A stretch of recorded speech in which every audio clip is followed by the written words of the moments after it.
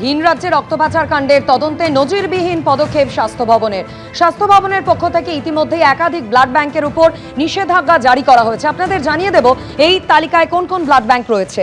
আলিপুরের Kothari medical blood centre, এর পাশাপাশি সোনারপুরের ইস্পাত কোঅপারেটিভ হাসপাতাল blood centre, Entally life care blood centre, Jodhpur পার্কের অশোক ল্যাবরেটরি ব্লাড সেন্টার, পদ্মপুকুরের হেলথ পয়েন্ট হাসপাতাল ব্লাড সেন্টার, বেলেঘাটার ওম ব্লাড সেন্টার রয়েছে এই তালিকায়।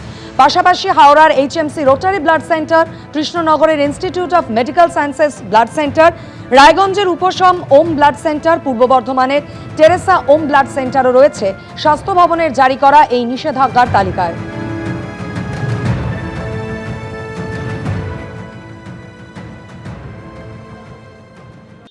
স্বাস্থ্য ভবনকে অন্ধকারে রেখে ভিন রাজ্যের বিভিন্ন ওষুধ সংস্থাকে কোটি কোটি টাকা রক্ত বিক্রির অভিযুক্ত কলকাতার নামী কর্পোরেট হাসপাতাল কোঠারির ব্লাড ব্যাংক।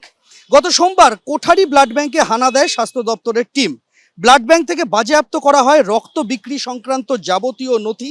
স্বাস্থ্য দপ্তর সূত্রে খবর, জানুয়ারি থেকে জুলাই 7 মাসে বিভিন্ন রক্তদান শিবির থেকে 42,367 ইউনিট ব্লাড কালেকশন করেছে কোঠারির ব্লাড ব্যাংক, যা তার নিজস্ব হাসপাতালের চাহিদার থেকে অনেক গুণ বেশি।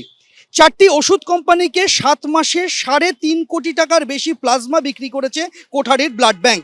7 মাসে মোট 35,125 ইউনিট প্লাজমা বিক্রি করেছে কোঠারি।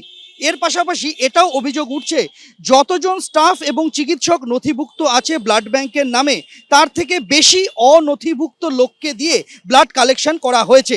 সিটিএস বা কম্পিটেন্ট টেকনিক্যাল স্টাফের বাইরে 153 জন টেকনিক্যাল স্টাফকে ব্যবহার করা হয়েছে, যা তালিকার বাইরে রয়েছে, এবং লিস্টের বাইরে থাকা অন্তত আরও 50 জন ডাক্তারকে ব্যবহার করা হয়েছে এই সমস্ত রক্তদান শিবিরে, যেটা নিয়ম বহির্ভূত বলে দাবি করছেন স্বাস্থ্য দপ্তরের আধিকারিকরা। এক দিন 12 থেকে 15টা পর্যন্ত ক্যাম্প করেছেন তারা, এমনটাই অভিমত স্বাস্থ্য দপ্তরের স্টেট ব্লাড ট্রান্সফিউশন কাউন্সিলের। কলকাতা শহর থেকে 200 কিলোমিটার দূরেও ক্যাম্প করা হয়েছে, যেখান থেকে 6 ঘন্টার মধ্যে রক্ত এনে ব্লাড কম্পোনেন্ট সেপারেশন এক প্রকার অসম্ভব বলে মনে করছেন বিশেষজ্ঞরা। এই 42,367 ইউনিট ব্লাড কাকে কাকে দেওয়া হয়েছে, সব রিকুইজিশনের রেকর্ড চেয়ে পাঠানো হয়েছে স্বাস্থ্য ভবনের তরফে। সেই সমস্ত নথি যাচাই করা হচ্ছে। আর এবার তদন্ত শেষ না হওয়া পর্যন্ত কোঠারির ব্লাড ব্যাংকের যাবতীয় রক্তদান শিবির থেকে রক্ত সংগ্রহের ওপর নিষেধাজ্ঞা জারি হলো সরকারের তরফে। স্বাস্থ্য ভবনের সন্দেহ, বাড়তি প্লাজমার জন্য বেশি ব্লাড কালেকশন করা হয়েছে ক্যাম্প থেকে। তবে এসবিটিসির কাছে কোঠারির দাবি, প্লাজমা বিক্রি করলেও তারা লোহিত রক্তকণিকা রাজ্যের বাইরে বিক্রি করেননি। স্বাস্থ্য ভবনের এই পদক্ষেপ সম্পর্কে কোনো মন্তব্য করতে চাননি কোঠারি ব্লাড ব্যাংক কর্তৃপক্ষ। দিব্যেন্দু সিংহর সঙ্গে সন্দীপ সরকার, এবিপি আনন্দ, কলকাতা। ভিন রাজ্যে রক্ত পাচার কাণ্ডের তদন্তে নজিরবিহীন পদক্ষেপ স্বাস্থ্য ভবনের। একসঙ্গে 11টি ব্লাড ব্যাংকের ওপর নিষেধাজ্ঞা জারি করা হয়েছে। তদন্ত শেষ না হওয়া পর্যন্ত রক্তদান শিবির থেকে রক্ত সংগ্রহে নিষেধাজ্ঞা। শুধু ব্লাড ব্যাংকে এসে কেউ রক্ত দিতে চাইলে তা নেওয়া যাবে। একলপ্তে অনেক ইউনিট রক্ত পাঠাতে চাইলে স্বাস্থ্য দফতর থেকে আগাম অনুমতি নিতে হবে। নিষেধাজ্ঞা জারি কলকাতার কর্পোরেট হাসপাতাল কোঠারি মেডিকেল সেন্টারের ব্লাড ব্যাংকের ওপরেও।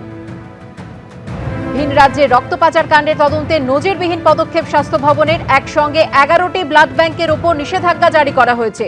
তদন্ত শেষ না হওয়া পর্যন্ত রক্তদান শিবির থেকে রক্ত সংগ্রহে নিষেধাজ্ঞা জারি। শুধু ব্লাড ব্যাংকে এসে কেউ রক্ত দিতে চাইলে তা নেওয়া যাবে। একলপ্তে অনেক ইউনিট রক্ত পাঠাতে চাইলে স্বাস্থ্য দপ্তর থেকে নিতে হবে আগাম অনুমতি।